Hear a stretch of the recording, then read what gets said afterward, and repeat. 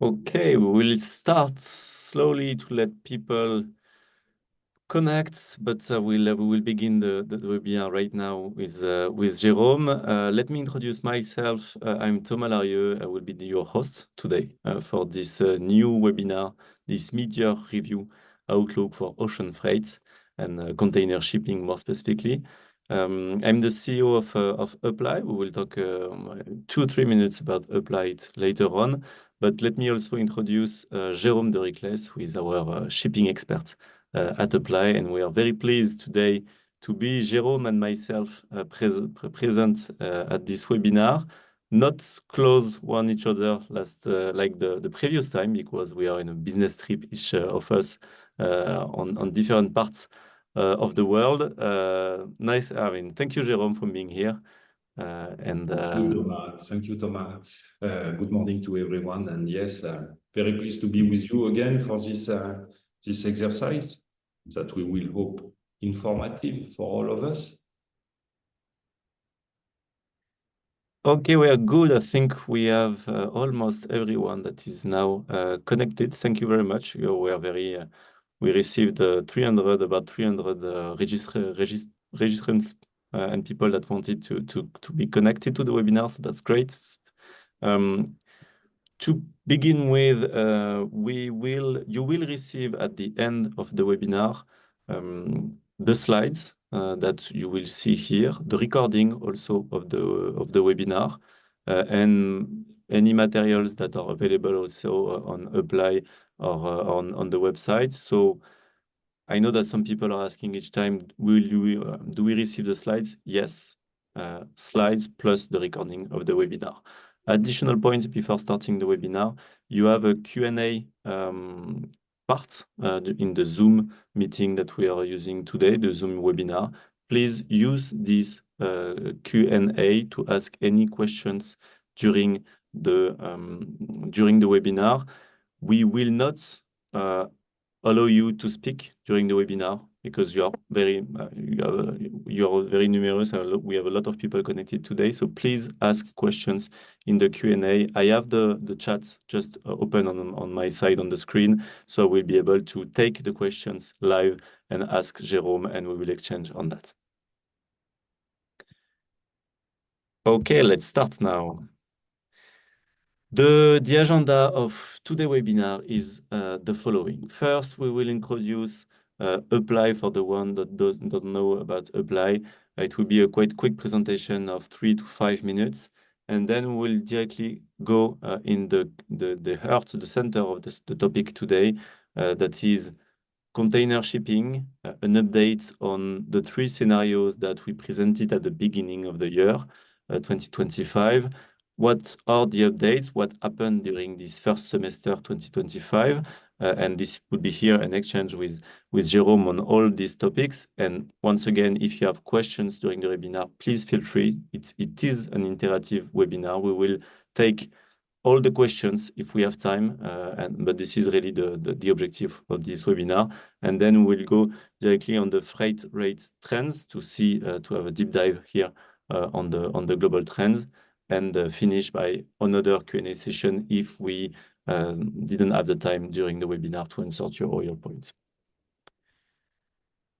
Okay, let's go. First part, and I think that there is already some question regarding, yes, you will receive all these slides available here, plus the recording. So the first part is about Apply. Just a quick summary why we are here today, because Apply is a tech platform dedicated to supply chain and logistics. And we started Apply and we created Apply in 2017 with the objective first to bring transparency on the market, to bring data and to allow our clients, shippers and freight forwarders, to take decisions based on data and neutral data, because you will see that the data that we have are both from shippers and freight forwarders. So we try to be very neutral on the market and to bring transparency. And for that, we are building applications. We are working right now on many different applications, mixing tech, data, the AI part, and the expertise that we have at Apply. And one of the solutions that we are offering, and that is trusted by a lot of users today, big companies in very different areas, is what we call the smart product that is based on data and that brings different services. The first one is an analytics service where you can have you can use the data of Apply and the software of Apply for many reasons. One of the top is to directly track the market fluctuation on the market, on the ocean freight market, and compare it to, for instance, the contract that you might have. We have many clients that have an annual tendering. They do tenders every year, so they have an annual contract, but they want to track if on a specific corridor, the annual contract that they have is aligned with what is happening on the market for short term, for instance, or spot requirements or prices that are available on the market. So this is the first part where we do collect at Apply data, contractual data, but also, let's say, spot data with FAK data with a validity of 1, 2, or 3 months.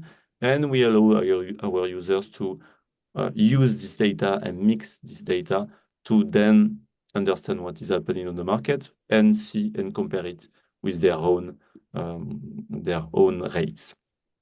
This is all the analytics part, the dashboarding that you see here, where all the data, you can put it in a dashboard and review it with at the top management of the company or at the buying level of the company.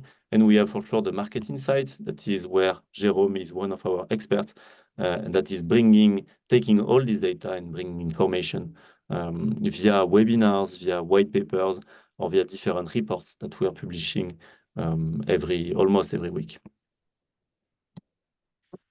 Okay, this is the end of the introduction for the Apply part. Now we will deep dive directly on the main topic of today. And before going on the updates of the three scenarios that we published at the beginning of the year, and we had in January a webinar where Jérôme were exposing 3 scenarios that we envision.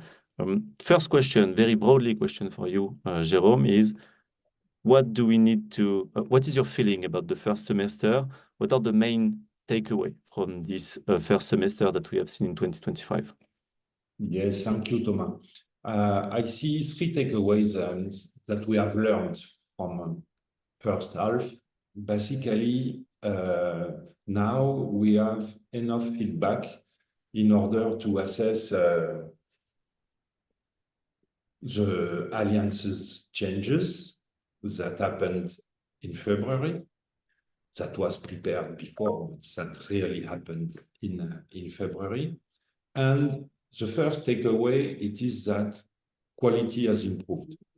You remember that liner shipping quality was poor for the past year and the year before. And the new alliances setup, and particularly the new Gemini setup with a different approach in terms of operating the vessels, focusing on controlled hubs and spokes with not feeder vessels, but with shuttles, which is very different because a feeder can leave a port not only on fixed date. The feeder, in most cases, will wait to have enough utilization to leave.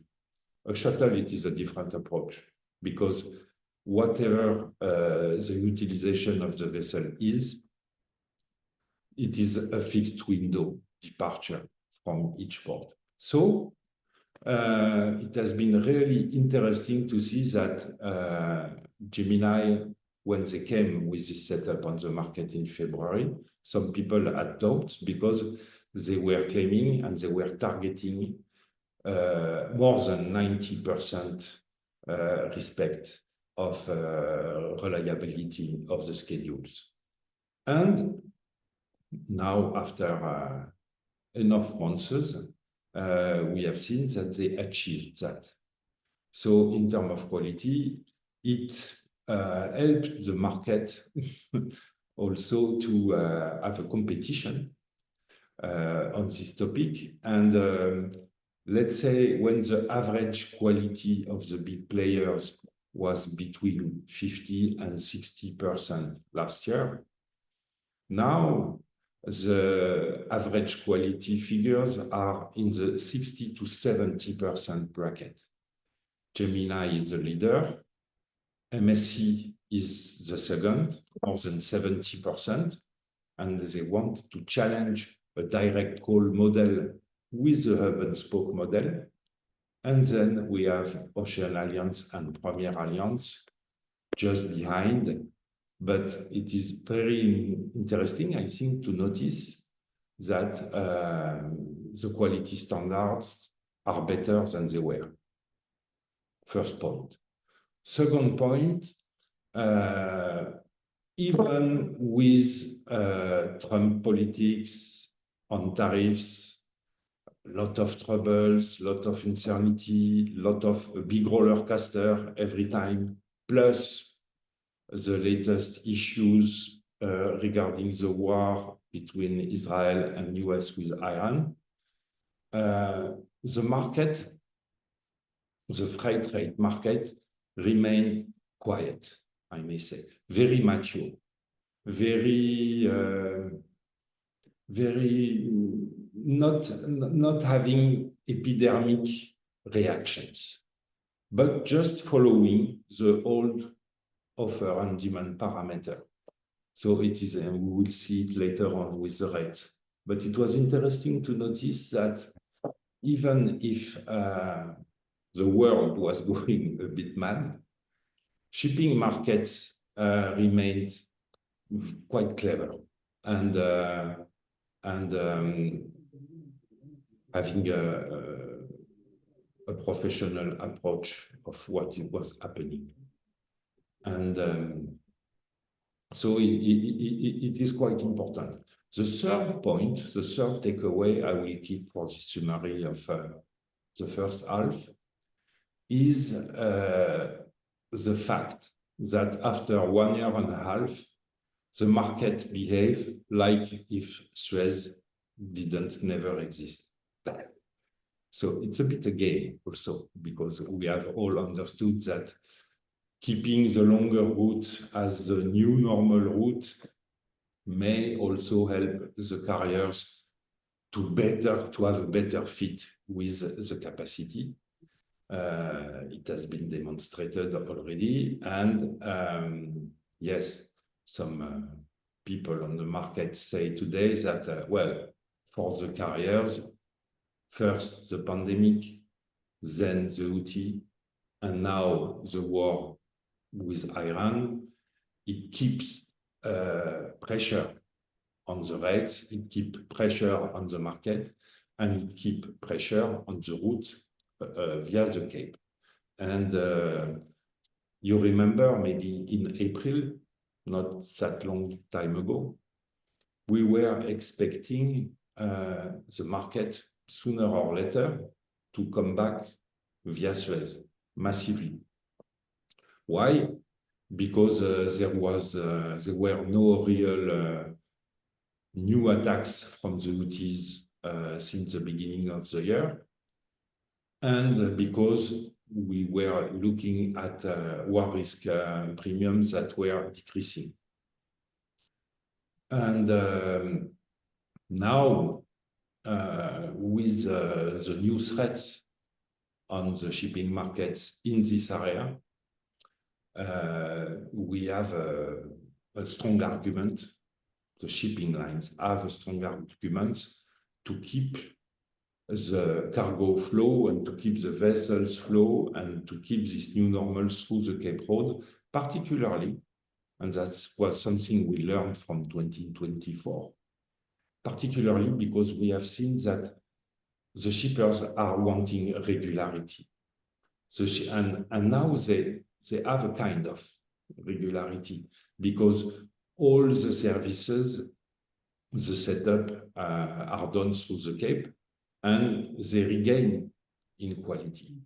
So it would be, at time of speaking, a huge risk to go back massively to Suez, particularly if after, for a reason or another, the shipping lines have to go back to the Cape Route. It would be a total mess in terms of organization for the supply chain.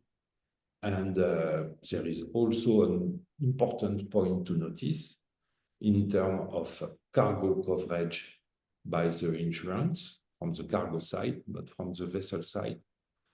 It is to say that there is some shippers today that doesn't want that their cargo transit through the Bab el-Mandab and through the Red Sea.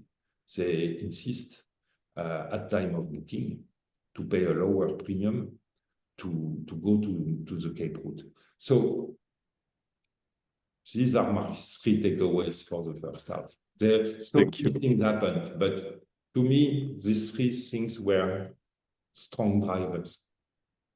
Thank you, Jérôme. We'll go now on the update of the three scenarios. In the meantime, we have a question from Linda that is there a difference within Gemini between the service level of Maersk's APAC and APAC operated vessels?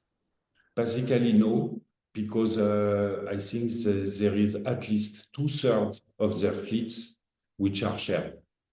It's really a big alliance. Of course, there is some areas, regional areas where Maersk operate by themselves or in terms of, or with VSA, with some others. But I think that more this has to be checked, but I think the right order in terms of figures is more than 2/3 of each fleet is shared within Gemini. Okay, thank you, Jérôme, and don't hesitate to ask a question in the chat. We just received one that I will keep for a bit later because this is the conclusion of the webinar. But let's move on the three scenarios that we envisioned at the beginning of 2025 and try to give an update of what is happening on the markets. Yeah, and that was very logic at the end of the day. So we are back. We wrote what you see on the screen. We wrote that in December. You have to remember that we are in a fastly growing world. And why did we wrote that in December? Just very logically, because for the past 2 years, we have seen that MSC was growing very, very fast and faster than the other, that they were hovering the market in terms of capacity, and that they were entering really a race for supremacy. There is a little motto in Americans that I like a lot that said, drive it like you stole it. And to me, it was exactly that. It was a good illustration of how MSC behave, grow, grow, grow, grow. And they do it alone. And it was not a surprise because it was announced already 1 year ago. They decided to go alone, to lead the market alone.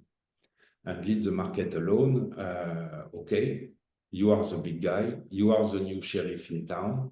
So if you are the new sheriff in town, there is a very high probability that you will lead the market trends. And basically, it is what we can see from the market today. Even if they are not alone, they are so big, they are so huge that it has some impact. So they do it. We have to remind also to the people that MSC is what it is today because it is a success from organic growth, from a very agile organization, and really a cost-effective approach of the business, making it strong, very strong. Okay. Second point, more vigilant regulation authorities. Why? because as you know, we have left the cyber exemption scenario in Europe. That is to say that now we are entering in between bracket common law in terms of competition, at least at European level. And that is to say that now when you are reaching 20% of market share on a corridor, not globally, but on a specific corridor in relation with Europe, it may be a concern. And at least you will have to advocate and you will have to show where you stand. And it is quite difficult even for us to obtain some very accurate data in this respect. What is interesting to say regarding this second topic, it is that maybe in order to smoothen a little bit the angles, MSC signed a very important long-term partnership as a vessel share agreement with them on the Trans-Pacific. And more recently, also signed a vessel share agreement on the Asia to Europe route with Premier Alliance and particularly with ONE. So that may allow them to spread a little bit these regulatory issues. And then third scenario, the return of the US as a maritime power, it is a huge change because my generation, we have seen under the Bush-Father administration, for example, in the US, at that time, nearly 30 years ago, the US didn't want to hear about shipping anymore, just because it cost them a fortune at that time, and they had a complete change of their policy, which was to think in terms of desirability. As everyone wants to go and want to do business with the US, we will let the foreign companies do it, but under our rules. That was the philosophy.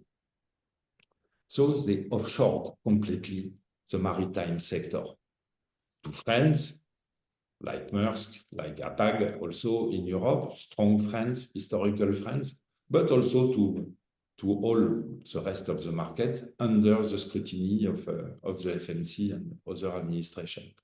And now, with the economical war with China, and it is not related to Trump only, because it started with the Democrat also, and there is a kind of shared agreement between Democrats and Republicans in the US to go into a disruptive policy to bring the US back in the game, particularly because in terms of sovereignty, they want to compete more with China, and because they see some threats.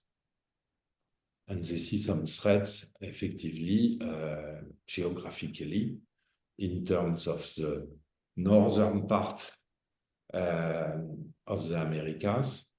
The Arctic route, you know, is now a big challenge and is under scrutiny of everyone. And it may also partly explain the ambitions of the Trump administration towards Greenland and Canada. It is also to try to better control this area from a maritime point of view. That's from the northern part and from the southern part. It is the same with Panama. You have heard that the Trump administration was very pushy regarding controlling again the Panama Canal. We will discuss a little bit later about this issue.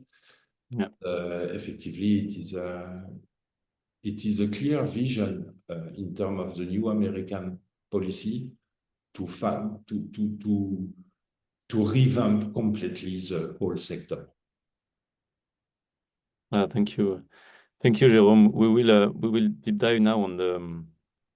We will go further on what might happen on the 6 months to come. Let's say the end of 2025, and this will also answer to some questions regarding the one that we have in the chat right now. It's a direct question.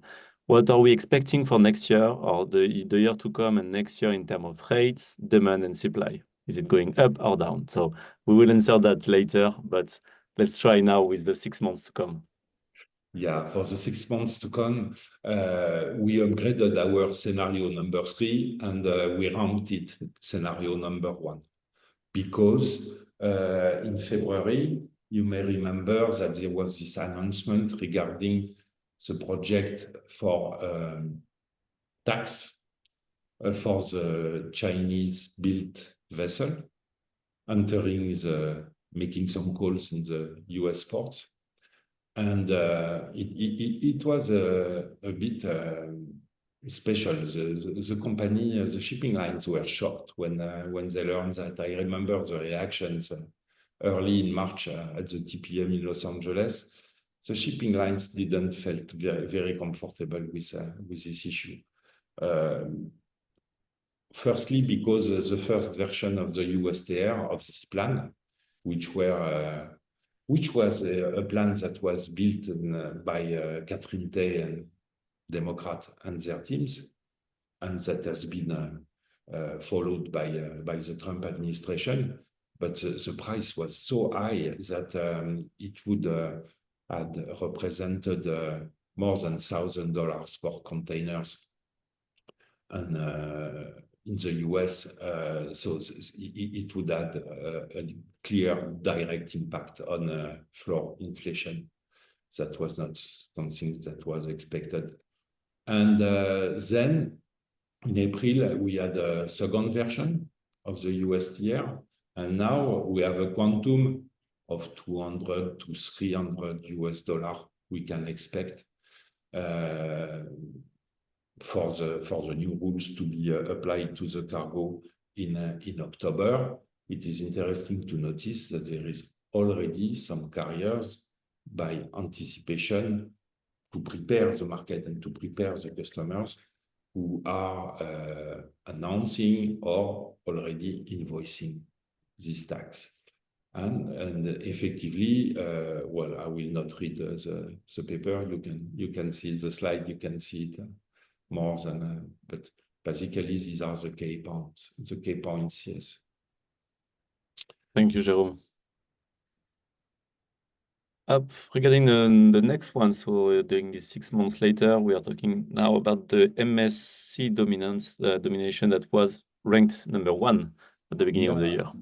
Yes. Well, when you are the new sheriff in town, you have all the pressure on the shoulders. That is the issue for MSC today. It is okay, you are the leader, you are the big guy, you are the big boss, you are the leading company. But when you are at the top, the most difficult, it's like in sport, is to remain at the top. And effectively, what we have seen with the way they manage their business, it is that it's very effective. It is very powerful, and they are agile. They are very customer and particularly forwarder friendly, in order to find the good deals, in order to achieve the good utilization rates and the best yield management they can do, particularly in a context when they have running costs which are significantly lower than the other shipping lines on the market. So yes, it's good to be the king, but when you are the king, it is not very difficult to remain and to keep on climbing at this level, because you will make some jealousy, because you will enter under the scrutiny of regulatory aspects, and it's very difficult. Today, they have a huge position, but on the long run, it may be difficult for them to keep everyone happy, on all the continents and from all the categories of the market. Yes, we can see the chart. Yes, great. Yeah. Because this chart is public information. Our good friends of AXS Marine, Top 100 Alpha Liner, which is a daily, which is such a basic tool, I may say, in shipping market intelligence, but always relevant for decades now. And clearly you can see, and particularly when you see the light blue, which correspond to the order book. So they are here to stay. They are here to have really a very strong approach on the market. And yes, they are here to stay. Thank you, Jerome. And now we'll move to the next slide regarding the regulation authorities. Yes, we had a word about that regarding EU, regarding the end of the cyber exemptions, regarding the fact that it is quite difficult to find the good data to trade per trade to see where we stand in terms of market share. But we have some strong indications that on some markets, effectively, MSC alone may be close, maybe quite close, and that may limit their ambitions to grow further, to go faster again. Then there is a very specific case. We talk about US sovereignty with the Trump administration. We talk about the northern control with Greenland and with Canada and with the Arctic route. That was really a strategical approach. And you may remember at the very beginning of the Trump administration earlier this year, there was all this fuss about Panama. And at that time, very quickly, it was a surprise. BlackRock, TIL, MSC, port subsidiary, found an agreement with Hutchison Port in order to buy the non-Chinese ports terminals of Hutchison Group, which is based in Hong Kong. Family business owned by a very old man, more than 90 years old. And everybody was so in a hurry to make this kind of announcement, maybe too much in a hurry, that when the Chinese administration realized that they may lose some control on the Panama Canal, on the both sides, Colon and Balboa, each side of the pipe, it became political, not only business, but it became political. And today, we don't know really where we stand in terms of what will be the future of this project. With BlackRock, TIL will finalize this acquisition. Or apparently what we heard from the news is that the Chinese government asked to COSCO, National Shipping Line, to enter into the discussions. And we have the feeling at this stage that the Chinese doesn't want to be fired from the Panama Canal. So it may be a hot topic in weeks to come, in terms of business, in terms of strategy, in terms of politics. So this one, we will have to look after it and to monitor it closely.